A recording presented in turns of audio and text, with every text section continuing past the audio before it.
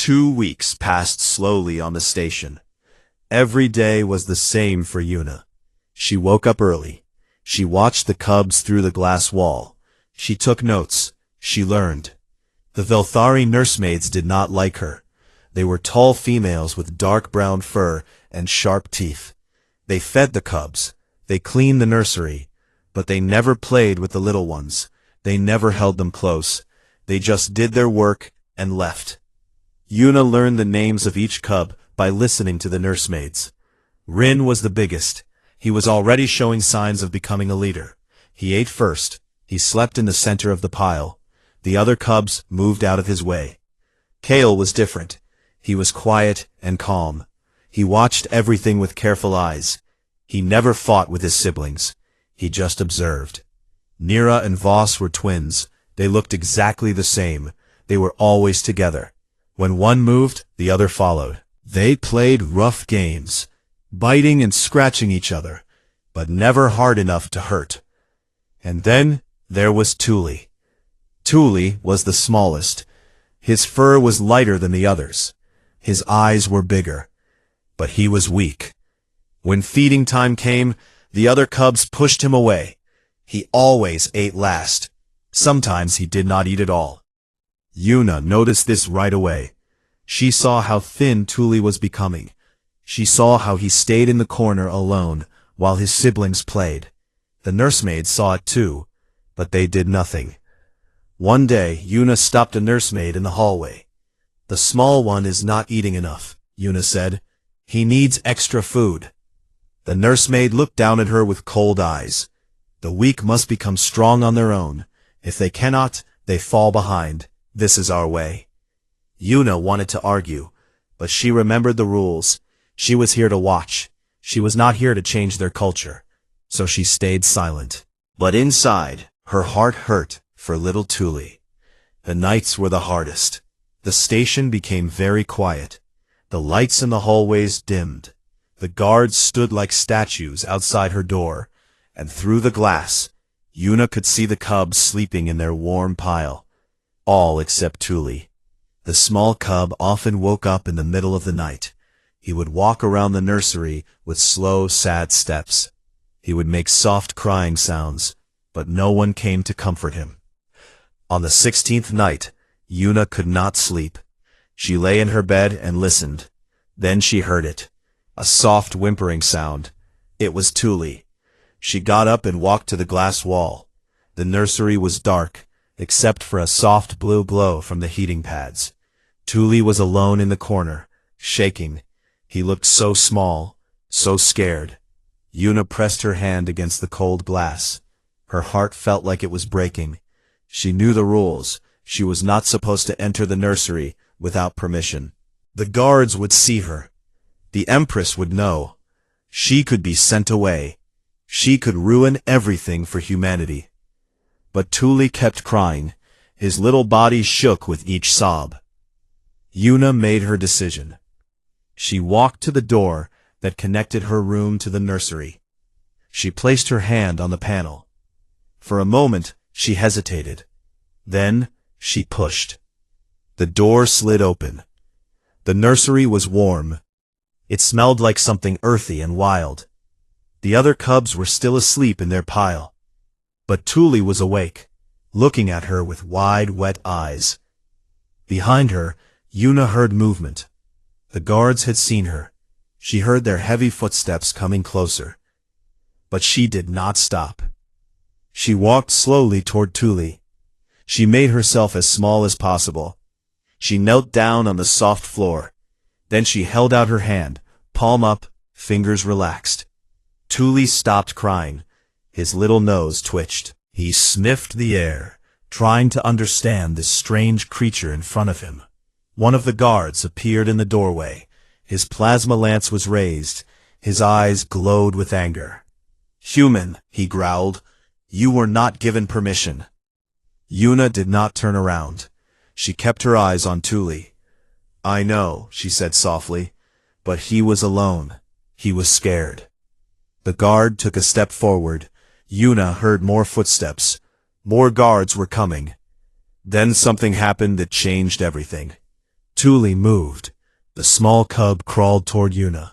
His movements were slow and careful. He sniffed her fingers. He sniffed her wrist. And then he pressed his small, warm body against her chest. Yuna felt tears in her eyes. She wrapped her arms gently around the cub. He was so soft, so warm. His little heart was beating fast against her. The guards stopped moving. They stared at the scene with wide eyes. In Velthari culture, cubs only accepted family. They only trusted blood relatives. An outsider touching a cub was unthinkable. An outsider being accepted by a cub was impossible. But Thule had chosen Yuna. A voice echoed through hidden speakers. It was deep and powerful. It was the voice of Empress Korath. "Lower your weapons," the Empress commanded. "Let the human be." The guards obeyed instantly. Their lances went down. They stepped back. Yuna held Thule close. The small cub had stopped shaking. His crying had stopped. He pressed his face against her neck and made a soft, happy sound. She stroked his gray fur gently. "It is okay," she whispered. "I am here now. You are not alone anymore." In her pile of fabrics, Rin opened one eye and watched. The other cubs stirred, but did not wake. Yuna stayed there all night, holding the smallest cub in her arms. The guards watched, but did not move. And somewhere in the darkness of the station, the Empress smiled. Something new had begun. News traveled fast on the station. By morning, everyone knew what had happened.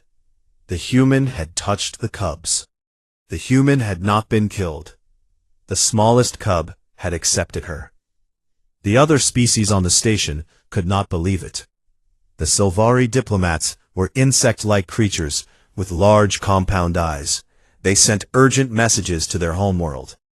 They wrote reports about this strange development.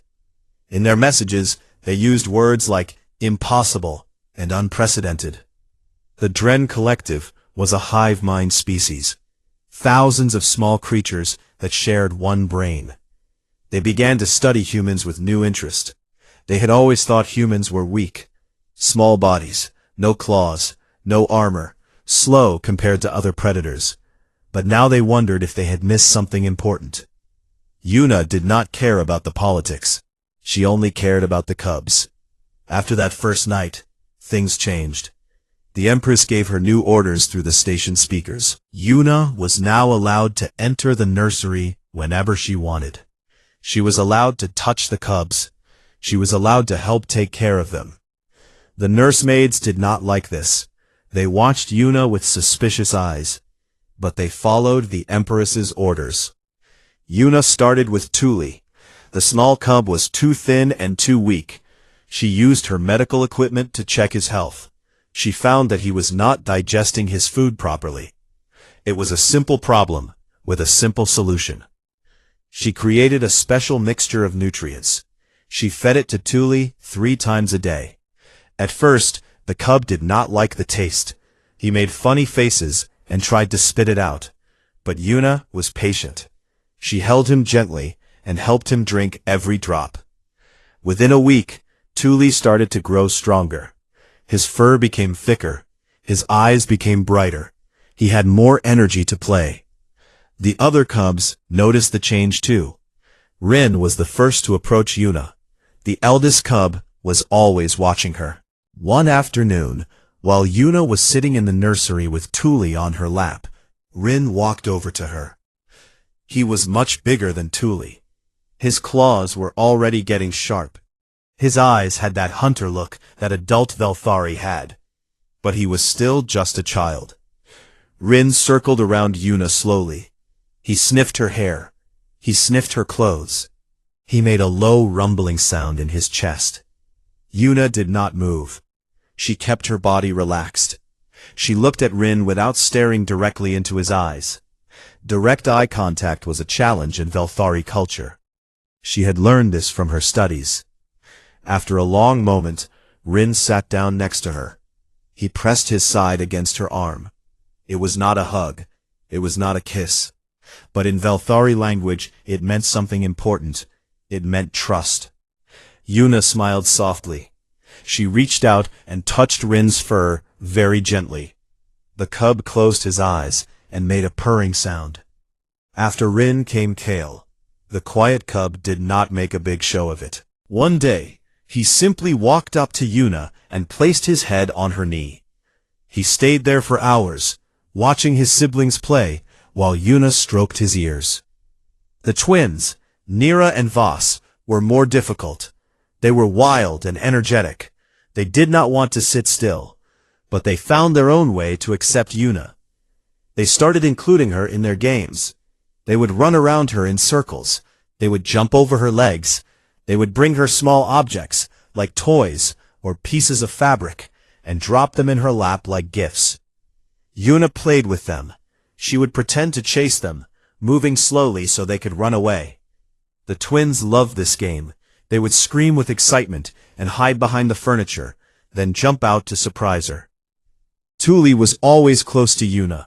He followed her everywhere. When she sat down, he climbed into her lap.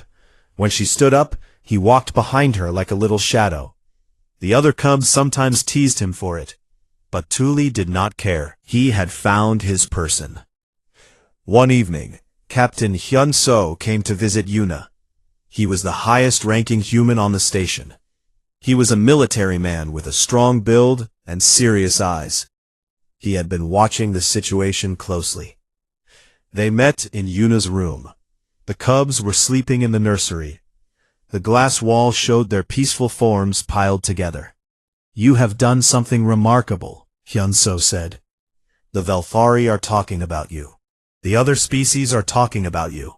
Everyone is surprised." Yuna shook her head. "I did not do anything special. I just treated them like children, because that is what they are." Hyun-So looked at her for a long moment. His face was unreadable. Then he spoke again, his voice lower. "Some people think this is a trap. The Velthari are known for their tricks. They might be using you, using the cubs to test humanity, to find our weaknesses." Yuna had thought about this too. She knew the Velthari had a history of manipulation. But she had also seen something in those cubs, something real. "Maybe it is a test," she said, "but not the kind you think. Maybe they want to see if we can love something different from us, if we can care for someone who is not our own kind." Hyun-Seo did not answer, but something in his eyes softened slightly. "Just be careful," he finally said. "Humanity cannot afford to lose you." After he left, Yuna looked through the glass at the sleeping cubs. Tuli had somehow moved to the center of the pile. His siblings had let him stay there. He was getting stronger every day. She pressed her hand against the glass. These little ones had become her family. She did not know what the future would bring. She did not know what tests still waited for her. But she knew she would face them, for the cubs, for humanity, for the chance to build something new between two species who had never trusted each other before. In the darkness of space, the station floated silently, and inside the nursery, 5 small cubs dreamed peaceful dreams, protected by a love that crossed the stars. It happened on the 32nd night. Yuna was asleep in her bed. The cubs were asleep in the nursery. The station was quiet. Everything seemed peaceful. But somewhere in the dark corridors, 3 shadows moved silently. They were Velthari warriors. But they did not belong to the Empress. They belonged to a group called the Iron Claw. These warriors believed that the Empress was weak. They believed that allowing a human near the royal cubs was a terrible shame. They had come to kill the cubs. If the heirs died, the Empress's bloodline would end. A new leader would rise. The old ways would return. The 3 assassins moved like ghosts. They wore dark armor that absorbed all light. Their claws had been sharpened to deadly points. They had trained their whole lives for moments like this. The first guard did not even see them. One moment he was standing at his post. The next moment he was on the floor, his throat cut. The second guard turned at the sound. He raised his weapon, but he was too slow. A blade went through his chest. The assassin stepped over the bodies and moved toward the nursery. Yuna woke up to the sound of alarms. Red lights flashed in her room. A loud siren filled the air. She jumped out of bed, her heart pounding. Through the glass wall, she saw the cubs. They were awake now, confused and scared. They huddled together in their nest, making frightened sounds. Then the door to the nursery exploded inward. 3 massive Velthari warriors stepped inside. Their eyes glowed red in the emergency lights. Their blades dripped with blood. The cubs screamed. It was a terrible sound, high and sharp and full of fear. Yuna did not think. Her body moved before her mind could catch up. She ran to the door that connected her room to the nursery. She threw it open and stepped inside. The assassins turned to look at her. She was so small compared to them. She had no weapons, no armor, no claws. A human, one of them said. His voice was cold and cruel. Step aside, little creature. This does not concern you. Yuna stood between the assassins and the cubs. Her legs were shaking. Her heart was beating so fast she could hear it in her ears. But she did not move. These children are under my care, she said. Her voice was steady, even though she was terrified. You will not touch them. The lead assassin laughed. It was an ugly sound. You are brave for such a weak thing, he said. But bravery will not save you. You are prey. You have always been prey. He raised his blade and attacked.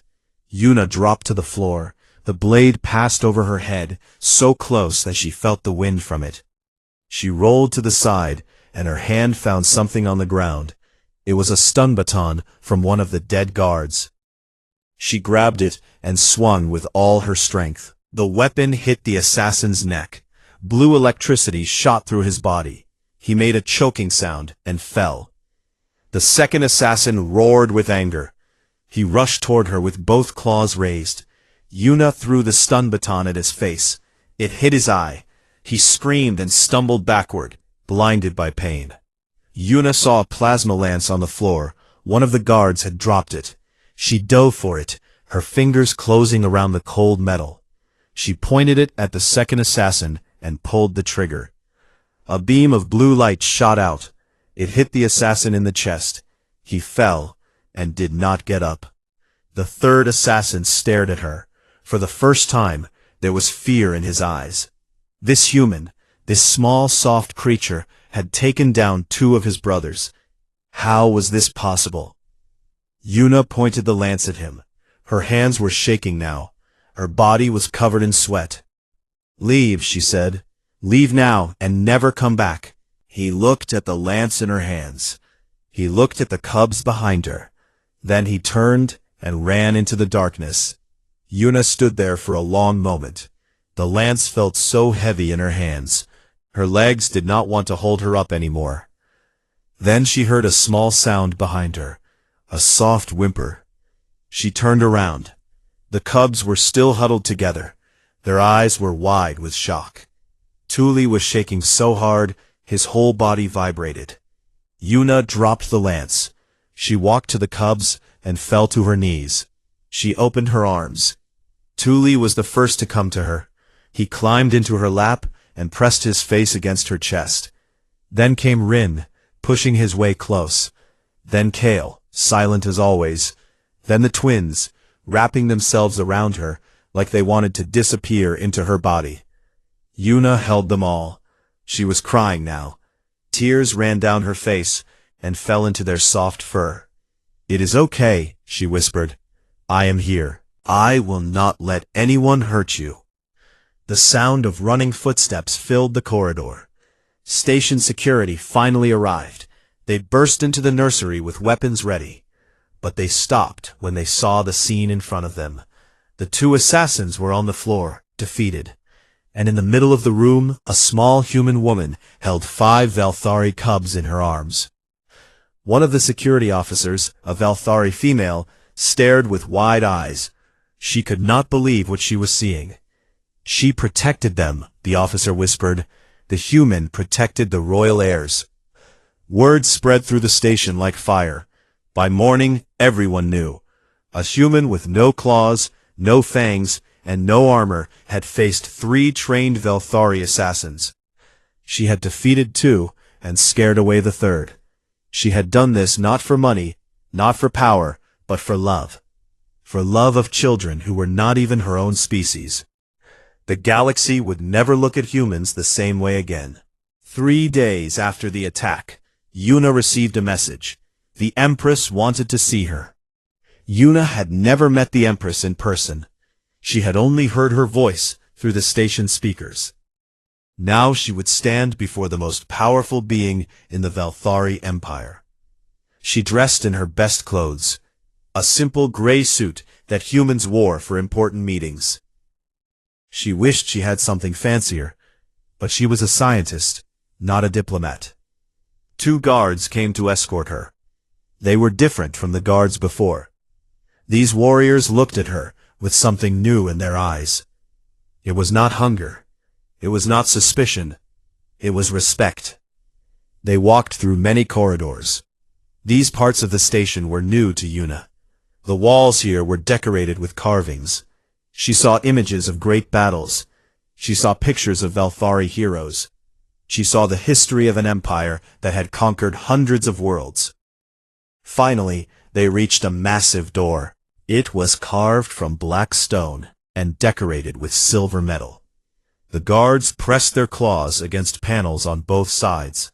The door opened slowly. The throne room took Yuna's breath away. It was enormous.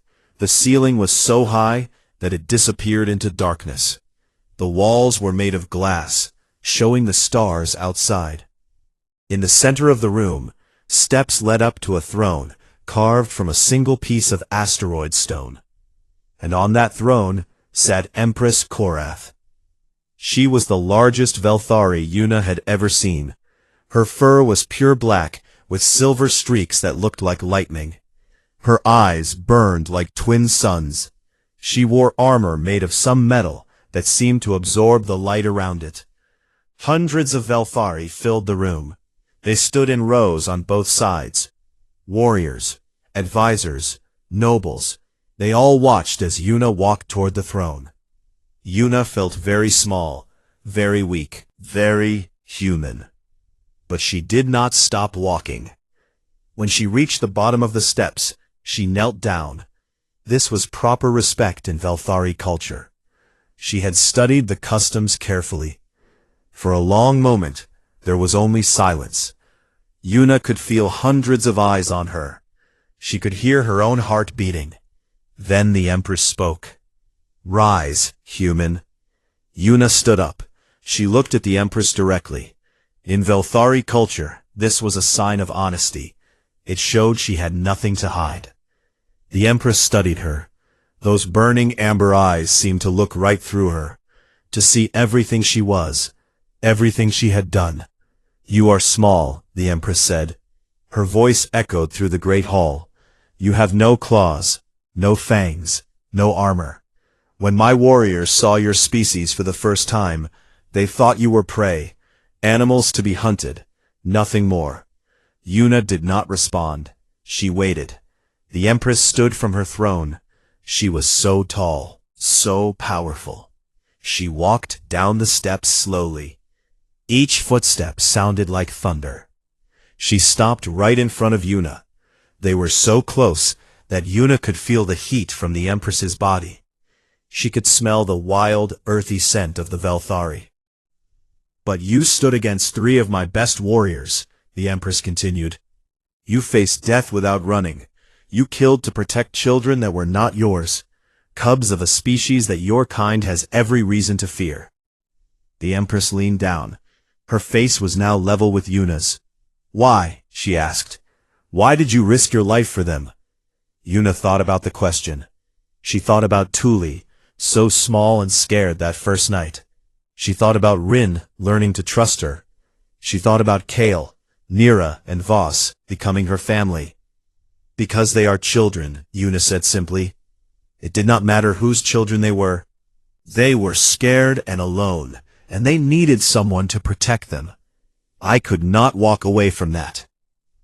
The Empress stared at her. The whole hall was silent. No one moved. No one breathed. Then the Empress did something that no one expected. She lowered her head.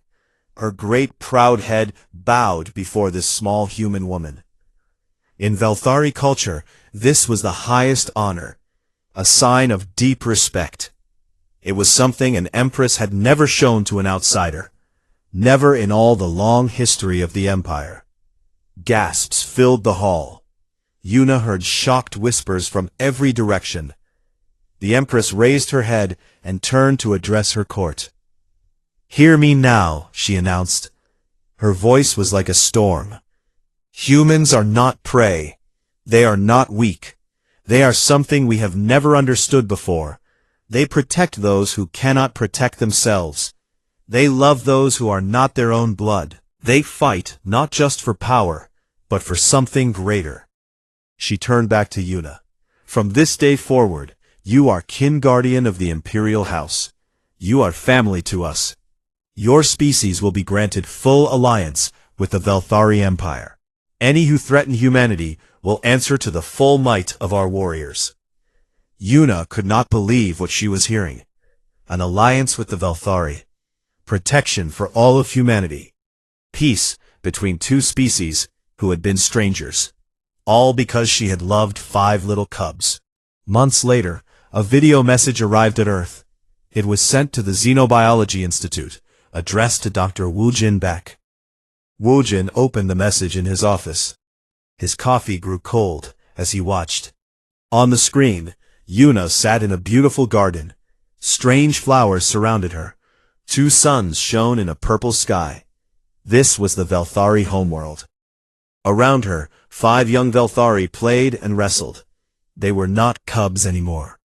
They were adolescents now, almost as tall as adult humans.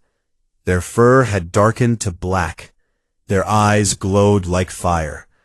But they still played like children. Rin chased Kale through the flowers. The twins jumped on each other and rolled through the grass. And Tuli, the smallest no more, brought Yuna a flower and dropped it in her lap. Yuna laughed. The sound was full of joy. Then she looked at the camera and spoke. "They asked me once why humans are so strange," she said. "Why we protect things that are not ours.